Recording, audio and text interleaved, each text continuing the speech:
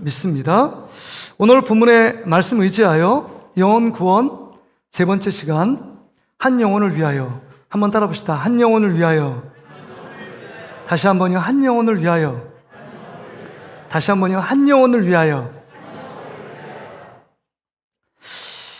제가 주중에 읽었던 책이 있습니다. 이북으로 되어 있는데, 자, 한번 이미지 한번 보여주시겠어요? 등반 중입니다. 유학재 씨를 주인공으로 쓴 등반 중입니다. 이 유학재 씨는 어렸을 때 초등학교 때 길을 잘못 들어서 인수봉에 다다른 겁니다. 서울 인수봉에. 그 인수봉에 올라가다 보니까 산에 오르는 재미를 붙인 거예요. 그래서 처음서부터 계속적으로 인수봉으로 오르다 보니까 어떻게 됐느냐? 이제 그 인생이 정말 5대륙에서 가장 높은 산을 모험하는 등산가가 되었습니다. 그래서 44년 동안 그 인생 가운데 이제 현재 진행 중이래요. 더 높은 산, 그 다음에 정복할 산을 향하여 나가고 있는 유학재 씨의 글이 담겨져 있습니다. 그래서 산에 오르면서 사진도 있고, 그 다음에 자기의 그 감에, 그 다음에 산에 오르면서 자기의 인생관, 세계관이 드러나 있고, 수필 속에서 내가 산에 오르는 이유가 무엇인지, 또한 이 땅 가운데 살아가면서 무엇을 느끼고 깨닫고 있는지를 여러분 적나라하게 그 등반 중입니다라는 책에서 기록하고 있습니다. 근데 그가 이렇게 기록합니다. 이 지필가가, 그는 산을 오르기 위해 태어났고 살아온 사람처럼 산을 가리지 않고 닥치는 대로 올랐습니다. 그러나 등반을 하면 할수록 더욱 높은 산, 좀 더 어려운 산에 대한 갈증이 더해갑니다. 이 유학재 산악인이 이렇게 고백해요.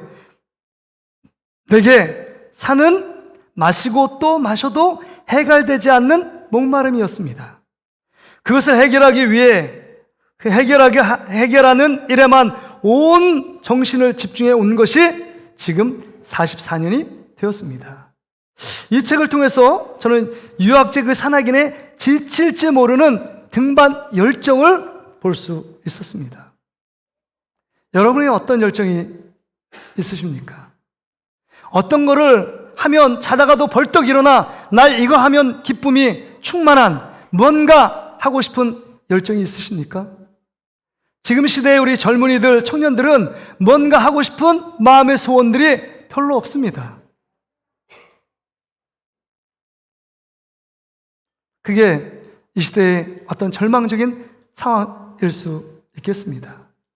그럼에도 불구하고 여러분들은 뭔가 하고 싶은 열정, 열망이 가지고 계시냐 하는 것입니다. 다시 한번 우리 안에 식어졌던 열정, 열망이 회복되기를 주의 이름으로 축복합니다. 어떤 열정이 회복되어야 될까요? 우리가 믿고 따르는 예수님이 가진 열정을 회복해야 한다는 겁니다. 예수님의 열정은요, 한 영혼에 대한 열정이었습니다. 한 영혼을 끝까지 구원시키고 회복시켜 하나님의 자녀로 만들며, 또한 그 땅 가운데 주님이 주신 풍성한 삶, 풍성한 생명의 역사를 누리는 축복의 주인공으로 나가기 원하는 그 예수님의 마음이 담겨져 있습니다. 여러분, 예수님이 온 인류를 구원하기 위해 이 땅에 오신 것 맞습니다. 그럼에도 불구하고 예수님의 관심은 큰 무리나 대중들이나 많은 사람들에게 있지 않았습니다. 별로 그거에 관심이 없어요. 실제로 예수님의 모든 사역 속에서 보면 한 영혼에 관심을 갖었습니다. 누가복음 15장에 보면 한 목자가 100마리의 양을 갖고 있습니다. 99마리는 그래도 자기 울타리에 있는데 한 마리의 양을 찾지 못했습니다. 그 양을 향하여 산에 그 모든 99마리의 양을 두고 찾고 찾았다. 그게 목자의 마음이요, 예수님의 마음 아니었습니까? 뿐만 아니라 10드라크마, 그 드라크마 중에서 한 드라크마는 작은 부분일 수 있습니다. 그럼에도 불구하고 한 드라크마를 계속적으로 찾고 찾는 예수님의 열정, 예수님의 마음을 볼 수 있습니다. 집에 있는 그 마다들보다 집에 나간 탕자, 언제 돌아올지 모르고 어떤 고통과 괴로움 가운데 빠져 있을지 모르는 그 아들을 동구 밖에서 계속적으로 기다리는 예수님의 마음과 열정을 볼 수 있습니다. 한 영혼이 돌아오기를 원하시는 예수님의 마음이요. 뿐만 아니라 여러분 베데스다 연못 가운데 수많은 사람들이 모여 있었습니다. 왜냐하면 그 베데스다 연못에 물이 통하는데 한 사람이 먼저 들어가면 모든 질병에서 낫는 그런 기적이 일어났습니다. 그러기에 수많은 사람들이, 병자들이 베데스다 연못가에 모여 있습니다. 그래서 예수님이 찾아가 수많은 병자를 고치기 위해서 그곳에 간 것이 아닙니다. 성경을 보니까 다 고쳤다는 말이 없어요. 예수님은 38년 된 병자, 누구 하나 거들떠오지 않고 누구 하나 소망이 없어 보이고 자기 자신조차 이 병에서 나을 것 같지 않은 자포자기한 그 인생 가운데 예수님이 찾아가 그를 만나시고 여러분 그를 치유하고 회복시켜 주신 겁니다. 여리고의 성에 사는 사람들이 참 많았습니다. 그럼에도 불구하고 그 많은 사람들에게 예수님께서 간 것이 아니라 여리고의 성에 간 한 가지 이유는 뽕나무 위에서 자기를 바라보고 그 인생의 공허함과 외로움 가운데 돈이 인생의 전부가 아니라는 사실을 깨닫고 내가 무언가 그 예수님을 만나기를 기대했던 삭개오 그 한 사람을 만나기 위해 여리고성을 가는 헌신, 그 여리고성을 가는 수고를 마다하지 않은 분이 예수님이었습니다.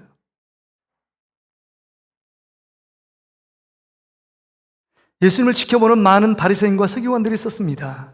어떻게 하면 예수님을 죽일까 음모를 꾸미며 꾀를 내오며 어떻게 그 예수님을 넘어뜨릴까 올무와 덫을 넣기 위해 호신탐탐 노리는 시뻘겋게 눈을 뜨며 보는 사람들이 있었습니다. 그럼에도 불구하고 예수님이 사마리아 땅을 지나갑니다.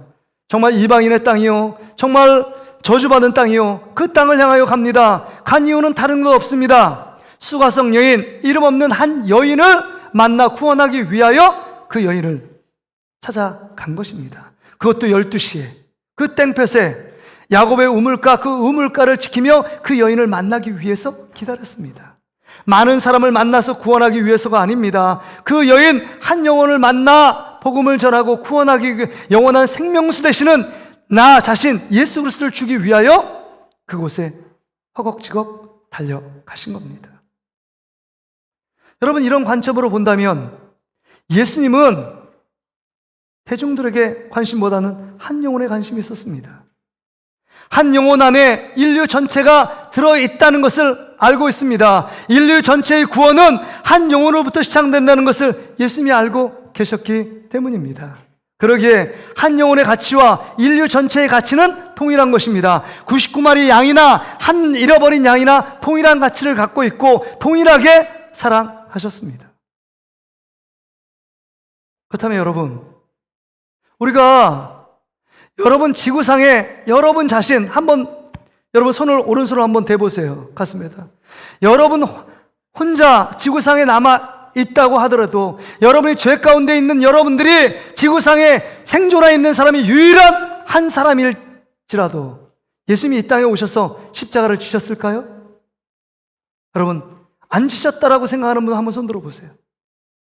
유일한 한 사람이 내가 있을지라도 예수님은 능히 기꺼이 살을 찢고 피를 흘려 우리를 구원하셨을 것입니다. 할렐루야. 이렇게 믿으십니까? 정말 그래요. 나를 위해 예수님이 십자가를 지기 위해 이 땅에 오신 것입니다. 예수님의 열정은 한 영혼을 구원하는 열정이 있었습니다. 그 안에 인류가 포함되어 있었기 때문입니다. 여러분, 우리가 가진 열정은 무엇입니까? 오늘 본문에 보면, 누가복음 8장에 보면 여러분 예수님의 열정이 드러나고 있습니다. 그 열정은요, 흉악한 귀신에 들린 그 사람을 구원하는 열정이 이 안에 담겨져 있습니다. 이 본문은 참 중요한 본문이에요. 왜냐하면 공관복음 마태복음 8장, 마가복음 5장, 그 다음에 누가복음 8장에 이 세 번씩이나 이 같은 본문을 기록하고 있기 때문입니다. 그렇다면 오늘 우리에게 주시는 도전, 주시는 교훈이 무엇인가 하는 것입니다. 여러분이 갖고 있는 열정이 무엇이고 식어졌던 열정을 다시금 회복하고 그 다음에 정말 세상 가운데 헛된 열정을 버리라고 지금 예수님이 말씀하고 있는 것입니다. 오늘 이 본문의 말씀을 통해서 우리에게 주님께서 주시는 열정, 첫 번째 열정은 뭘까요? 여러분, 지금 한 영혼을 지금 찾아가는 열정을 가져야 한다는 것입니다. 여러분, 오늘 이 본문을 우리가 26절부터 우리 장로님과 함께 교독으로 읽었는데, 이 전에 나오는 22절 말씀부터 보세요. 22절부터 보니까 지금 예수님과 제자들이 사역을 온종일 사역을 하시고, 그 다음에 여러분 여기 구체적으로 누가복음에 나오지 않지만 마가복음 4장에 보면, 여러분 4장에 보면 해가 저물 때 예수님께서 제자들에게 명령합니다. 배를 타고 그 갈릴리 바다 건너편으로 가라고 명령하시는 거예요.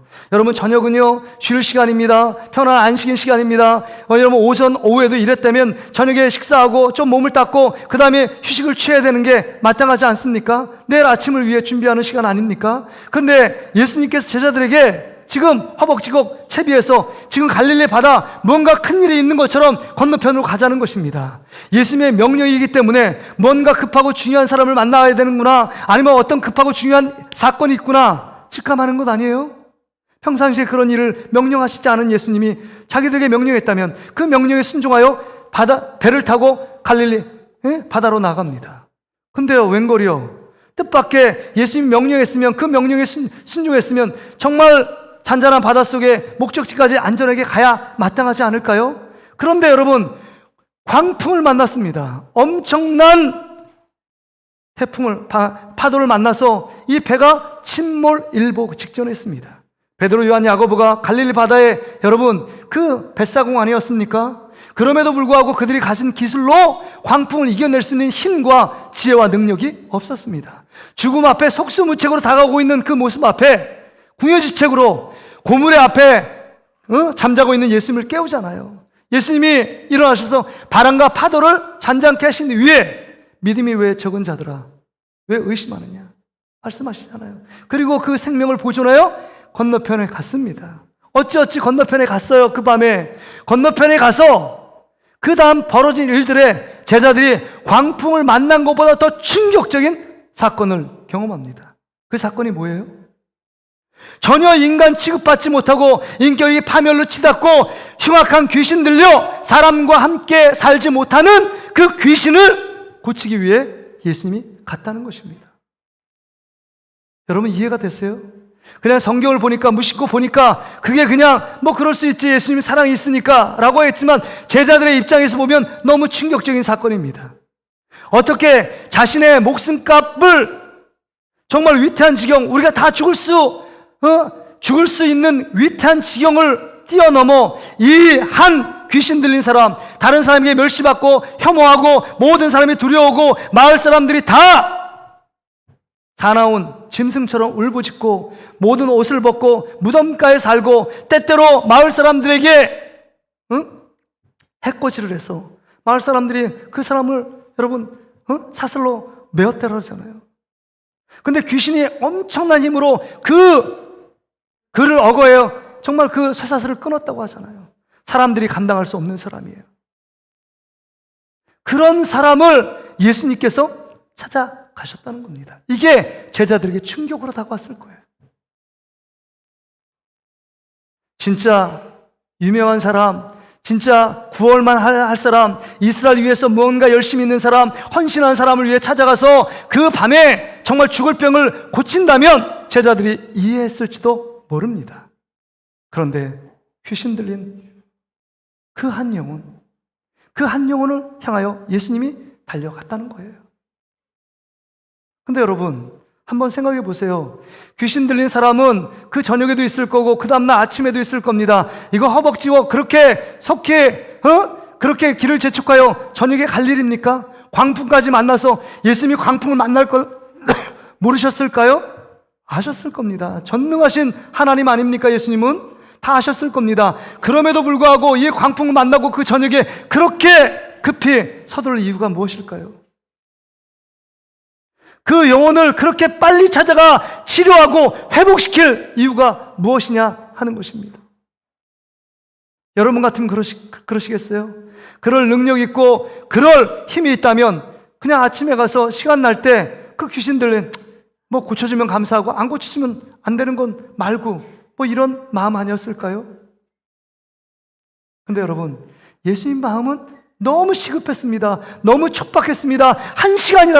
한시라도 속히 가서 그 귀신에 잡혀서 엄청난 고통 가운데 있는 그 영혼을 구원하고 싶었습니다. 그래서 마가복음 5장 5절의 말씀을 보세요. 마가복음 5장 5절 같이 한번 읽어볼까요? 그 이유가 왜 빨리 구원하셨는지를 이유가 나옵니다. 같이 읽어봅시다. 시작. 밤낮 무덤 사이에서나 산에서나 늘 소리 지르며 돌로 자기의 몸을 해치고 있었더라. 여러분, 이 돌로 자기 몸을 해치고 있는 거예요. 자기가 정상이라면 그렇게 할 수 있을까요? 귀신이 더 큰 능력으로 상식을 뛰어넘고 이성을 억어해서 여러분 돌로 자기 몸을 막, 여러분 돌이 둥근 돌이 아니고 날카로운 돌이라고 한번 생각해 보세요. 그 돌로 여러분 배를 판다고 생각해 보세요. 오늘 그 영혼 죽을 수도 있습니다. 내장이 터져서 죽을 수도 있습니다. 왜요? 사슬을 끊을 만한 힘이 있는데 여러분 그 날카로운 돌로 해가지고 내장 하나 못 파겠습니까? 그날로 이 귀신 들린 영혼은 죽어서 지옥에 들어갈 수밖에 없는 불쌍한 영혼이 됩니다. 그러기에 예수님께서 그것을 아시고 한시라도 그 고통 가운데 그 고통, 그 어려움 속에 있는 그 영혼을, 귀신 들려 고난 가운데 있는 영혼을 향하여 한시라도 속히 찾아가 구원시킨 이유입니다. 저는 이 말씀을 보면서 이런 생각이 들어요. 모든 믿는 자 안에 여러분 우리는 다 유통기한이 있습니다. 유통기한이 있어요. 기한이 되면 끝납니다. 끝나요. 여러분 우유를 편의점에 사잖아요. 우유를 사도 여러분이 원하는 브랜드를 샀습니다. 그리고 꼭 보는 게 뭐죠? 유통기한의 가장 긴 날짜를 보고 삽니다.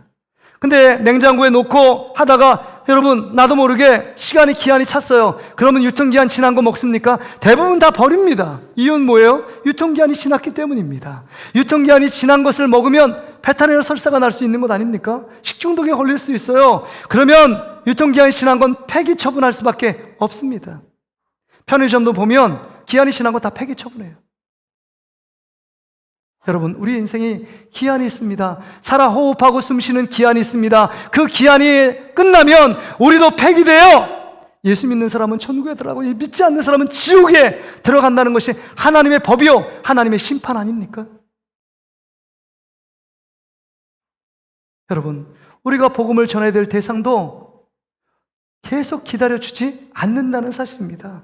내가 여러분 왜 급박하게 복음을 전하지 않는 이유가 무엇입니까? 정말 오늘 내가 전하지 않는 간절한 마음이 없는 게 무엇입니까? 여러분 내일도 있고 내일 모레도 있고 1년 후에도 있고 2년 후에도 새생명 축제가 있는데 목사님 그때도 있는데 지금은 때가 아닌 것 같아요. 지금 마음이 완악합니다. 지금은 내가 전할 마음이 아닙니다. 지금 믿음이 없습니다. 받아들일 저 사람이 준비가 되어 있지 않는 것 같습니다. 이러저러한 핑계를 대면서 그 이유가 뭐냐? 내일이 기회가 있을 거라고 생각합니다. 어느 목사님이 이런 설교를 하시더라고요. 빌리 그레이엄 목사님 너무 유명하잖아요. 엄청난 세계적인 영향을 미친 목사님 아닙니까? 빌리 그레이엄 자서전에서 그 목사님이 후회하는 그 글을 써놓은 거예요. 자서전에. 뭐냐면 내용이 이렇습니다. 자기가 목회를 하다가 너무 진짜 유명한 여자 연예인을 알게 된 것입니다. 근데 그 연예인이 예수를 믿지 않는 겁니다. 그래서 비서한테 얘기했습니다. 내일 그 연예인을 만나서 내가 복음을 전할 수 있도록 약속 시간을 좀 잡아달라고. 그래서 비서가 약속을 했습니다. 근데 그 저녁에 비서가 허벅지고 달려옵니다. 충격적인 비보를 전합니다. 목사님이 약속한 내일 만나려고 한 그 약속한 그 여배우가 오늘 저녁에 자살했다고 합니다. 자살했다고 합니다. 자살로 삶을 마감했다고 합니다. 그 여배우가 누군지 아십니까? 여러분 한 번쯤 다 들어본 마릴린 먼로였습니다. 마릴린 먼로. 마릴린 먼로가 자살로 삶을 마감한 것입니다. 복음을 듣지 못하고 자살로 삶을 마감한 거예요.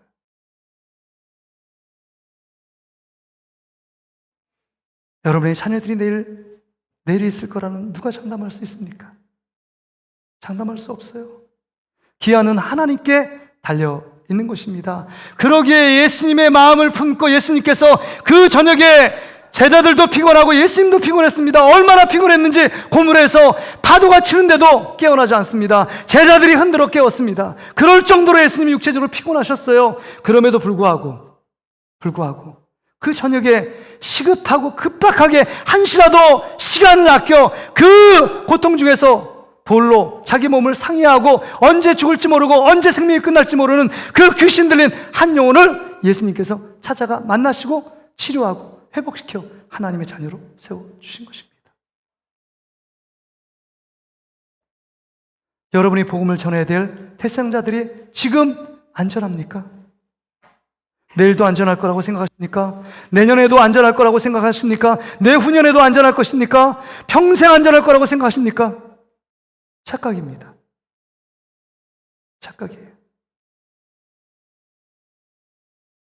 저는 많은 장례를 집례했잖아요. 어린아이도 죽더라고요. 더 많이 살아야 될 분도 제가 안타까운 장례를 치렀잖아요. 우리 교회에서도. 여러분의 시간이 아니라 주님의 마음을 품고 지금 정말 한 영혼을 향하여 찾아가지 않으면 여러분의 손길을 통하여 예수 믿고 구원받아야 된다, 교회에 나와야 된다라고 얘기하지 않는다면 그 영혼이 전혀 기회가 없을 줄, 이제 모든 유통기한이 지나고 용도가 폐기될 수 있다는 사실을 기억해야 한다는 것입니다. 제가 지난 한 주에 성대결절로 아침에 말이 잘 안 나와요. 어느 날 컨디션이 조금 나오고 그 다음 어느 날 또 안 나와요. 그러면서 제가 항상 느끼는 게 있습니다. 오늘 내가 마지막으로 복음의 말씀 전하고 그 다음 안 나온다 해도 후회함 없이 말씀을 전해야 되겠다. 여러분이 지금 목소리가 나오고 있습니까? 그럼 마음껏 주님을 찬양하는 여러분 되시기를 주의 이름으로 축복합니다. 여러분 그 목소리가 영원토록 나올 거라고 생각하십니까? 안 나올 수도 있어요. 여러분이 지금 걷고 있습니까? 건강합니까? 영원토록 건강해서 여러분 2층까지 올라올 수 있다는 여러분 확신이 있어요? 없어요. 여러분이 기회 있을 때, 시간 있을 때, 믿음이 있을 때 여러분 다시 한번 예수님의 마음을 품고 지금 한 영혼을 향하여 찾아가 복음을 전하는 저와 여러분 되시기를 주의 이름으로 축복합니다. 그게 여러분의 가족이 될 수 있고 여러분 친구가 될 수 있고 동료가 될 수 있습니다. 지금 여러분이 한번 기다리면 여러분 2주 남은 거 아닙니까? 근데 여러분 2주 오랜 시간이 아니고 짧은 시간이지만 한 번 얘기해서 돌아올 영혼도 있어요. 다 익은 고구마는요 여러분 젓가락으로 찍으면 쑥 들어가잖아요. 때가 되면 추수가 됩니다. 어떤 고구마는요 안 설리고 가지고 딱 찍으면 젓가락 찍으면 안 들어가는 고구마가 있잖아요. 그럼 또 좀 더 시간 포기하지 않고 또 하나 또 지금. 여러분 포기하지 않고 지금 여러분 영혼을 찾아가는 열정을 회복하는 저와 여러분 되시기를 주의 이름으로 축복합니다. 여러분 오늘 본문의 말씀을 통해서 우리가 두 번째 깨달아야 될 말씀은요 이제 여러분 지금 영혼에 대한 열정 관심이 있느냐 하는 것입니다. 저도 부끄럽지만요. 지금 여러분 한번 생각해 보세요. 예수님께서 정말 말도 안 되고 정말 구제불능이고 저 사람을 고치다니, 저 사람을 살려주다니, 저 사람을 회복시키다니 이건 말도 안 돼. 제자들은 충격을 받았습니다. 아마 마을 사람도 동일한 충격을 받았을 거예요. 근데 여러분 그 안에 마을 사람들 안에 이 귀신 들린 사람은요 악한 쪽으로 모든 사람이 다 알고 있는 악명 높은 사람이에요. 모든 사람이 알고 있습니다. 근데 여러분 정신이 온정해서 이제는 옷을 딱 입고 그 마을에 떡하니 나타난 것입니다. 까무러치고 기절할 일 아니겠습니까? 저 사람이 무덤 속에 있는 사람인데 우리가 갈 때 저 사람을 피해가려고 내가 얼마나 힘들었는데 돌아가려고 힘들었는데 저 사람이 저 어떻게 변화된 거야?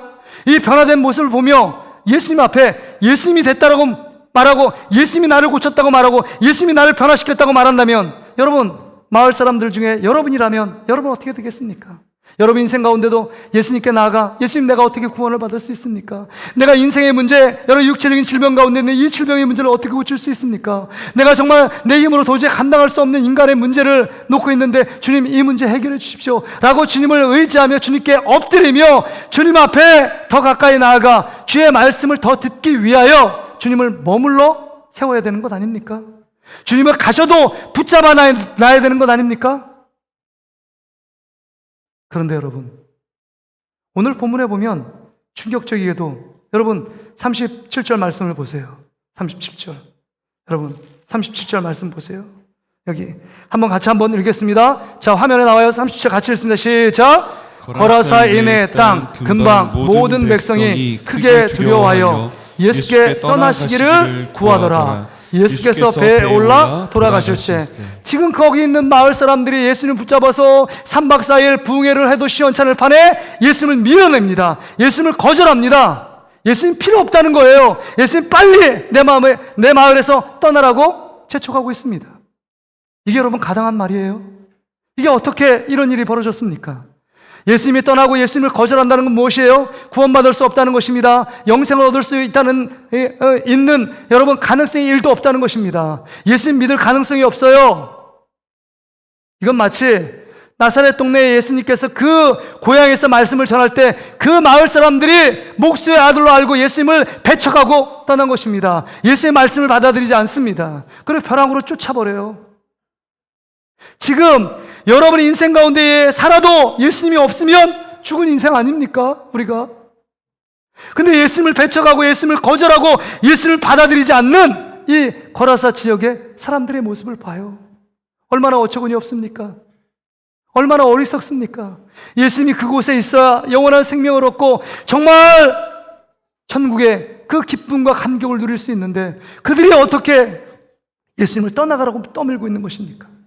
여러분 왜 그랬을까요? 왜 그랬습니까? 그 이유가 지금 이 귀신 들린 이 사람에게 예수님께서 미리 선포하셨습니다. 귀신아 나가라. 그러니까 이 귀신 들린 안에 있는 군대 귀신이 얘기합니다. 나를 저 옆에 지금 돼지떼가 있는데 돼지떼에 들어갈 수 있도록 허락해달라고. 근데 이 군대 귀신이 몇 마리가 있느냐? 2,000마리가 있는 거예요. 예수님이 허락합니다. 그래서 군대 귀신이 그 옆에 있는 돼지떼에 2,000마리가 들어가서 그 돼지떼를 격동시켜서 정말 그 빗달기로 내려다 호숫가에 몰사당합니다. 전멸당해요. 2,000마리가 다 죽었다는 것입니다. 한번 생각해 보세요. 2,000마리의 그 돼지떼는 그 거라사 지방의 전 재산일 수, 그 마을의 전 재산일 수도 있습니다. 제가 한번 쳐봤어요. 인터넷에 돼지 한 마리가 얼마인가 100만 원일 수도 있고 저도 돼지를 키워본 적이 있거든요. 뭐 100근이냐 200근이냐 300근이냐에 따라 가격은 천차만별이겠지만 그래 그 마리가 한 마리에 평균적으로 100만 원을 따지면 얼마입니까? 2,000마리면 얼마예요? 우리 돈 빠르잖아요. 20억입니다. 만약에 한 마리가 50만 원이었다면 10억이에요. 10억이라는 돈이 한순간에 예수님이 귀신 하나 고치고 살리려고 그 돼지떼로 말미암아 20억, 10억이 증발된 것입니다. 마을에 엄청난 손실을 가져온 것입니다. 그들은 예수님보다 돈이 더 중요했습니다. 안락하고 편안한 삶이 중요했습니다. 그러기에 예수님을 밀어내고 더 큰 손해가 있을까 하여 두려워 예수님을 밀어내고 있는 것입니다. 여러분, 제가 질문 드릴게요. 여러분, 돈보다 예수님을 더 사랑하십니까? 돈보다 예수님을 더 사랑하십니까? 우리는 아멘이라고 얘기합니다. 저도 아멘으로 얘기하고 싶고 얘기합니다. 근데 여러분 우리 삶의 증거들을 보세요. 예수님을 생각하는 것보다 돈을 생각합니다. 돈을 더 어떻게 벌까? 돈을 어떻게 더 유지할까? 돈이 마이너스 되는데 이것을 채울까? 그 다음에 앞으로 노후에 어떻게 채울까? 이런저러한 생각, 돈을 더 생각을 더 많이 하지 예수님을 더 생각함이 없습니다. 그렇다면 돈을 사랑하는 것입니까? 예수님을 사랑하는 것입니까? 예수님을 사랑한다고 말은 하지만 우리의 인생의 현실을 보면, 우리의 실상을 보면, 우리 현 시대의 면목을 보면 돈을 더 사랑하고 있는 우리의 모습입니다. 그러게 지금 거라사 주인의 그 마을 사람들이 지금 우리의 모습이에요. 예수님을 밀어내고 나는 돈입니다. 왜냐하면 돈은 보여지고 돈의 영향력이 엄청 크기 때문입니다. 자본주의 시대에 돈을 벌지 않으면, 돈이 없으면 불편합니다. 돈이 있으면 무엇이든 할 수 있을 거라는 착각이 우리 안에 있잖아요.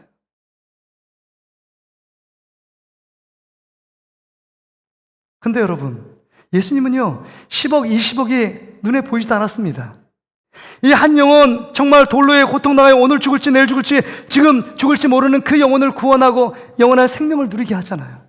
하나님의 자녀로 하나님께 정말 풍성한 삶을 누리도록 만들잖아요. 이제 귀신에 눌렸던 그 귀신의 압제, 고통은 이제는 떠나가고 정말 하나님의 자녀로서의 자유함과 기쁨이 그 안에 있잖아요. 그 예수 그리스도, 그 귀한 생명을 지금 예수님이 살려주신 겁니다.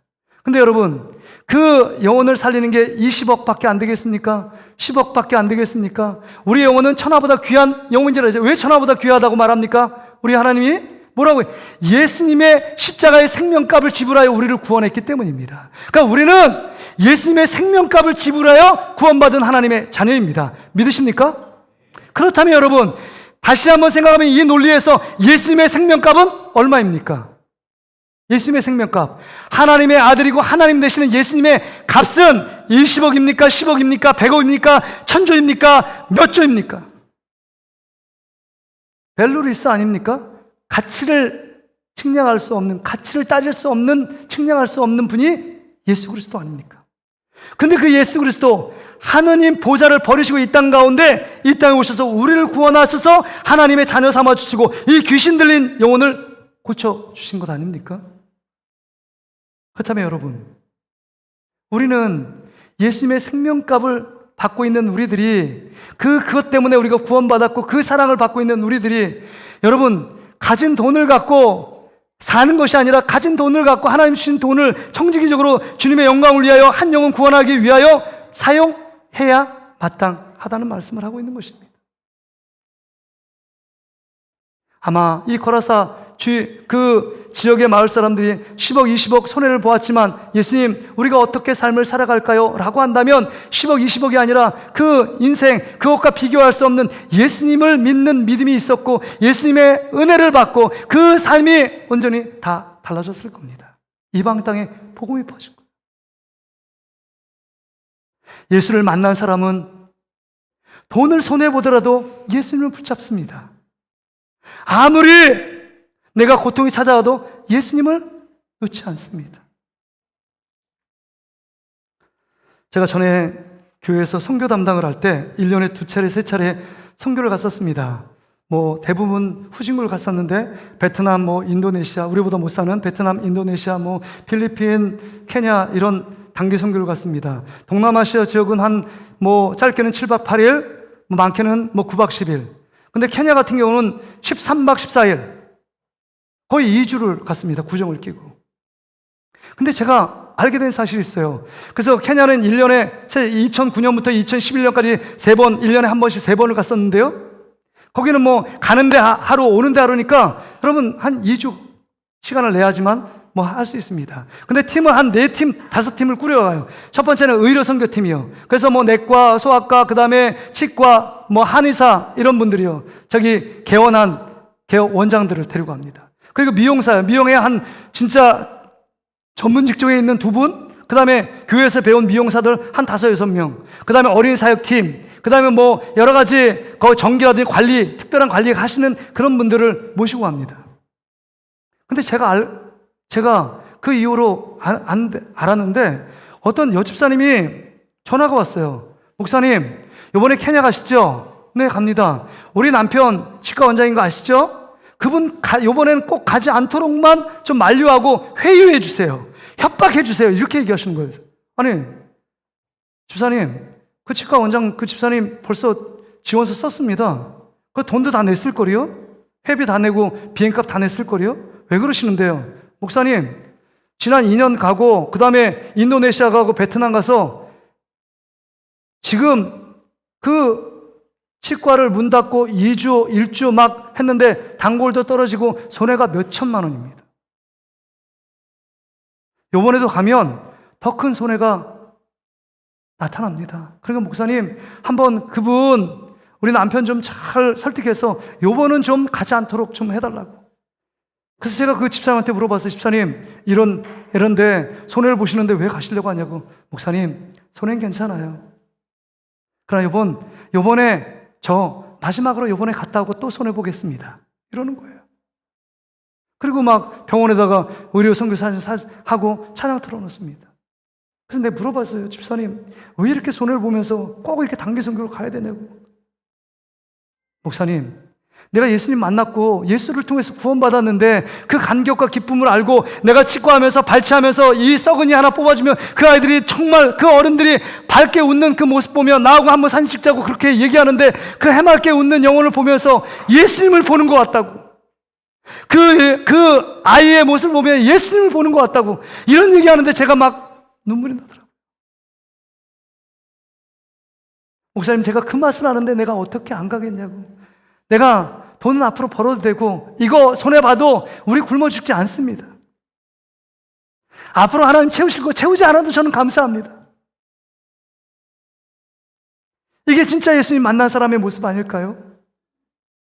우리는 예수님보다 돈을 택하잖아요. 예수님보다 세상을 택하잖아요. 주님의 관심보다, 주님의 열정보다 나의 열정이 앞서고 내 기분이 앞서고 내 삶이 어떻게 하면 더 편안할까를 생각하는 우리의 모습 아니죠. 주님의 열정, 주님의 열정 때문에 저와 여러분들이 여기에 예배 자리로 앉아 있는 것입니다. 여러분을 포기하지 않았기 때문에 여러분이 이 자리에 앉아 있는 거예요. 여러분을 포기했다면 여러분 누가 여기에 앉아서 하나님을 예배하겠습니까? 마지막으로 여러분, 오늘 이 본문의 말씀을 통해서 이제 여러분 거라사에 귀신 들린 사람이 행복을 합니다. 온전한 모습으로 38절 39절 보세요. 귀신 나간 사람이 함께 있기를 구하였으나 예수께서 그를 보시며 이르시되 집으로 돌아가 하나님이 내게 어떻게 큰 일을 행하셨는지를 말하라 하시니 그가 가서 예수께서 자기에게 어떻게 큰 일을 행하셨는지를 온 성내에 전파하니라. 여기 보세요. 예수님을 따르고 싶었습니다. 왜냐하면 예수님이 행하신 놀라운 기적을 보니까 또 그런 기적을 경험하고 예수님이 딱 붙어 있고 싶지 않았겠습니까? 저도 그랬을 것 같아요. 예수님께 그런 은혜를 받았으면 내가 옆에서 무언가 예수님을 도와드리겠다 이런 생각 안 하겠습니까? 근데 예수님 만류해요. 너 가지 말고 이 마을에 있으라는 겁니다. 하나님이 행하신 큰 능력, 그 큰 능력 이제 네가 네 변화된 삶으로 전도지가 되라는 것입니다. 네 변화된 삶으로 그리스도의 향기를 드러내라는 것입니다. 하나님의 살아계신 예수님의 구원자 되심을 증거하라고 말씀하는 것입니다. 나를 보라는 거예요. 나의 변화된 모습, 예수님이 고쳤고 예수님이 이런 능력이 있었다라고 지금 고백하고 있는 것입니다. 이것만큼 더 능력 있는 전도지가 어디 있을까요? 이것만큼 더 효과적인 전도가 어디 있을까요? 변화된 삶이잖아요. 우리가 지난주에 얘기했지, 변화된 삶. 그래서 온 성내에 가서 복음을 전파했다 그랬습니다. 여러분, 근데 여러분 생각해 보세요. 우리 자녀들이 지금은 때가 아니야, 구제불능 때 제가 정말 하나님도 어떻게 하지 못할 거야. 어떤 사람은 정말 저 사람은 진짜 완악하고 정말 험악해. 그래서 내가 복음 씨알도 먹히지 않을 거야. 이렇게 생각하는 분이 많습니까? 근데 여러분, 오늘 우리 주님이 이 흉악기 귀신 들린 정말 한 영혼에 대한 변화를 기대하는 마음으로 예수님이 가셨잖아요. 우리의 하나님이 어떻게 행하실지를, 예수님이 능력 많으신 주님이 어떻게 행하실지를 바라보세요. 주님이 만나주시면 그 영혼 한순간에도 변화됩니다. 한순간에도 변화됩니다. 그러니까 내 생각을 갖고 제한하지 말고 하나님이 행하실 일들을 기대하는 여러분 되시기를 주의 이름으로 축복합니다. 한번 따라합시다. 하나님이 행하실 일들을 기대합시다. 하나님이 하실 일들을 기대해야 돼요. 여러분이 할 일이 아니라 하나님이 여러분을 통해서 하실 일들을 기대하고 주님께 그 능력을 맡겨드려야 합니다. 맡겨드려야 돼요. 하나님이 하실 일. 수가성 여인, 그 이름 없는 여인, 아까 얘기를 했잖아요. 남편이 5명입니다. 부도덕해요. 그 많은 사람들이 손가락질 당하니까 여러분, 난 12시에 누구 하나 움직이지 않는 그 시간에 물을 떠러 가잖아요. 물 마시지 않으면 죽으니까요. 정말 못구멍이 포도청이라 그래도 물을 마셔야 되니까 정말 비루한 인생, 기구한 인생 아닙니까? 여자로서의 삶도 끝나고 모든 사람이 손가락질하고 대인 기피증, 대인 공포증이 있었는지도 몰라요. 근데 예수님이 그를 만나 그를 변화시키니까 사마리아 땅에, 빌립 집사 말고요, 사마리아 땅의 최초의 복음 전도자가 누구냐? 이 수가성 여인이 되잖아요. 오늘 여러분, 이 귀신 들린 이 사람이 여러분 거라사 지방의 최초의 전도자로 쓰잖아요. 여러분, 우리가 전한 그 사람이 변화돼서 하나님의 자녀가 되고 그 사람을 통해서 새로운 일들을, 어떤 일들이 벌어질지를 누가 알겠습니까? 여러분이 쓰임받는 도구가 되면 그 영혼을 통해서 하나님이 행하실 큰 일들을 이루며 기대하는 저와 여러분 되시기를 주의 이름으로 축복합니다. 말씀을 정리합니다. 제가 이 말씀을 전하면서 제 안에 참 저도 열정이 참 많았는데 이런 생각을 하게 돼요. 초창기 때 교육전사로서 그 무덤가에 아이들 태우고 금요 기도회 끝나면 무덤 위에 한 사람 한 사람 세우면서 정말 하나님 앞에 기도하면 나사로를 살렸던 것처럼 살릴 거라고 그렇게 외치며 부활될 때까지 그 무덤에서 내려오지 말라고 기도를 시켰던 정말 어처구니 없는 전혀 무상식적이고 무이성적인처럼 행동했던 적이 있었거든요. 왜요? 하나님이 하실 일들을 기대했기 때문에. 거기에 여러분, 이 교회는 정말 그 대중교통이 이용되지 않잖아요. 근데 거기에 복음 집회, 찬양 집회를 막 1년마다 했어요. 거기 교회가 작아가지고 150명 들어가면 꽉 차요. 근데 아이들이 막 꾸역꾸역 오는 거예요. 와가지고 복음 듣고 그 아이들이 하나님이 행하실 일들이에요. 하나님이 행하실 일들 그때 있었는데 전단지에 예수님이 이름으로 명하노니 이 주인은 찾아올지어다 막 이렇게 하면서 했는데 내가 지금 보니까요. 이성과 상식으로 목회하고 있는 거예요. 아, 이건 될 일이고 이건 안 될 일이야. 이렇게 제가 벌써 재단하고 속단하고 그렇게 있는 거예요. 여러분의 모습은 어떻습니까? 그래서 하나님께 기도했어요. 하나님, 제가 왜 이렇게 열정이 사라졌나요? 나를 위해 죽으신 예수 그리스도 십자가를 바라보지 않는 거예요. 바라보라고 늘 얘기를 했지만 진짜 바라보지 않았어요. 얘기는 그냥 계속 예수를 바라보라 얘기했지만 진짜 예수님 바라보고 내 안에 예수님이 살아계셨다면 내 열정이 식어졌을까 하는 거예요. 나를 위해 십자가에 죽으시고 나를 구원하신 그 예수님의 사랑이 내 안에 조금이라도 더 머물러 있었다면 제가 이렇게 사그라들었을까? 내가 이렇게 그냥 주저앉아 있을까? 그렇지 않았을 거예요. 여러분의 모습은 어떻습니까? 열정이 다 식어져서 정말 말라 비튼 나무와 같은 모습들 아닙니까? 다시 한번 하나님께서 여러분을 변함없이 사랑하시는 그 주님, 그 예수님을 다시 한번 바라볼 수 있기를 주의 이름으로 축복합니다. 여러분, 아까 처음에 책 얘기했잖아요. 등반 중입니다. 유학재 씨가 쓴 거기에 에세이를 이렇게 보면 이런 내용이 나와요. 저도 거기 이렇게 봤는데 산을 올라가는 두 부류의 사람이 있대요. 근데 아까 알피니스트처럼 모험 등반가 에베레스트 8,848m 이런 거 오르는 산악인, 전문 산악인보다 더 산을 잘 오르는 한 부류가 있대요. 거기 보니까 쉘파라는 사람이에요. 그 네팔의 쉘파요. 전문 직업인입니다. 그래서 에베레스트 정상까지 올라갈 수 있도록 가이드하고 그 다음에 안내하는 거예요. 자기 마당을 보는 것처럼 에베레스트 산에 어떻게 되고 기후가 어떻게 되고 길을 어디를 가야 될지 이 쉘파가 있어야만 여러분 이 산악인이 올라갈 수 있는 겁니다. 그리고 또 뭐가 있어야 되는지 아세요? 요리사가 있어야 돼요. 그것까지 올라가면 시간이 많이 걸립니다. 그 고산지대 고산병이 많이 걸리잖아요. 거기서 요리를 할 수 있는 요리사가 있어야 돼요.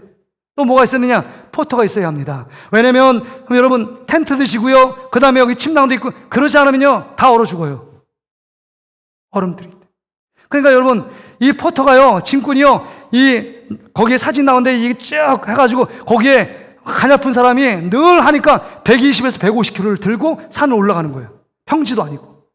그래서 더 많이 짐을 질수록 자기의 수입이 더 많이 떨어지는 거예요. 그러니까 전문 산악인보다 더 산을 잘 타는 사람들은 이 쉘파 이런 사람들이에요. 도우미. 거기까지 올라가는 사람. 정말 산을 그냥 속속들이 다 알고 있는 사람. 매일 그것이 직업인 사람. 그럼에도 불구하고 여러분, 산악인이라고 그들을 말하지 않습니다. 진짜 산악인은 아까 유학재 씨, 여러분, 그 다음에 전문 산악인, 어몽길, 이런 사람이 전문 산악인 아니에요? 산을 향하여 산 진짜 그 산을 정복하고 산을 오르기 위해 정말 목마름과 열정을 갖고 나가는 거, 이게 산악인이에요. 근데 이 쉘파 이 사람들은요 왜 산악인이라고 말하지 않느냐? 자기의 이익을 위하여 산을 타는 사람입니다. 돈을 받고 산을 타는 사람이에요. 아무리 산을 잘 올라가도 정상을 정복해도 이 사람들은 산악인이 아닙니다. 오늘 우리가 예수 그리스도를 믿는다고 나와 있습니다. 우리도 두 종류의 사람이 있는 것 아닙니까? 우리는 모르지만 예수님 편을 생각할 때 나를 위하여, 나 자신을 위하여 신앙생활하는 사람과 주님이 기뻐하시는 삶을 향하여 이 산악인처럼 하나님이 기뻐하시고 내가 원치 않지만, 내가 그런 거 하고 싶지 않지만 주님 말씀하시면 그 말씀대로 순종하며 나가는 그리스도인이 있는 것 아닙니까? 나를 위한 그리스도인, 주님을 위한 그리스도인, 이 두 종류의 성도들이 있다는 것입니다. 다시금 우리는 어떤 사람인가 다시 돌아봐야 합니다. 나는 주님 앞에 어떤 삶을 살고 있는가 하는 것입니다. 우리 찬송가 528장 우리 1절 4절 찬양하고 함께 기도하기를 원합니다.